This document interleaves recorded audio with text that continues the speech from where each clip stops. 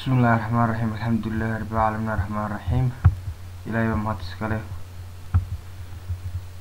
nolol wanaagsan iyo nabad bayna siiyo alxamdulillahi rabbil caalamiin waad salaamayaa ummadda Soomaaliyeed meel kastoo ay joogto waxaan taabanayaa waxoogaa kamid ah casharo kamid ah buugan iyo concept practice and progress la yiraahdo waliba casharkan waxaan saan filayo waa 14 do you speak English adum ku hadashaa Englishka I had an amazing experience oo cajiib experience khibrad cajiib ah ama waayo aragnimo cajiib ah bay noqonaysaa last year sanadkii ugu dambeeyay after kabacdi I had left waxaan tagay waxay leave bay ayaduna la meenataa waa bastigeedii lefty waxaan tagay small village tuulayar in the southern of Somaliland oo bariga Somaliland aniga hadda halka waan ka dhigay Somaliland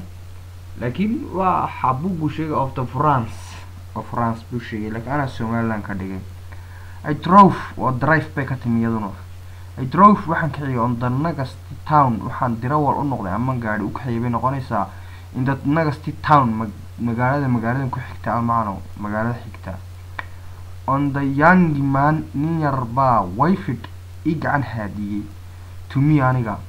I stopped when istaagay and he isagoo asked wuxuu weydiiyay me aniga for a lift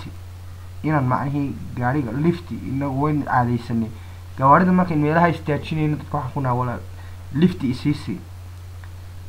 hebel lift buu helayo waa macnaheedu markuu gaari ku sii qaado oo ku sii yara dhaweeyo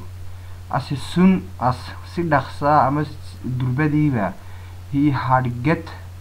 into the wuxuu soo helay ama soo galayba Dakar gaarigii I said waxaan idhi good morning subax wanaagsan to him isagii ayaan ku yidhi in Somali waliba macnaheedu dhawq Soomaaliya buugu Soomaali ma sheegayo laakiin buugu wax kale isagu wuxuu sheegayaa buuga markaan eego stopped asking for lefty good morning in Francis ayuu sheegaya luqad laakiin anu halka Soomaali baan ka dhigay Somali and he isagu replied wuxuu igu soo celiyay indama igu jawaabay in the some language xoogaa luqada oo part from marka laga reebo a few words xoogaa eraya I don't know one garan way any Somali wax Somali at the all gebigoodaba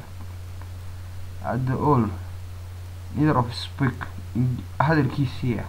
during intii lagu gudiray the journey safar baa la yiraahdaa journey dheerida safarka dheer trip no la yiraahdaa socdaalka safarka badana sal out baa la yiraahdaa ama qof sharaacanayo I had nearly waxaan ku dhawaaday reach inaan gaaro the town magaalada win markii the young man ninkii Sudan la durbadiiba said wuxuu ri fari slowly si aad u hooseysa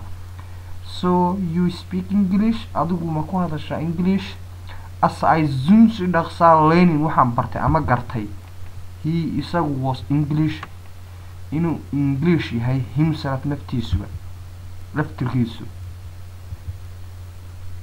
waad mahadsantihiin thank you my subscribe video my channel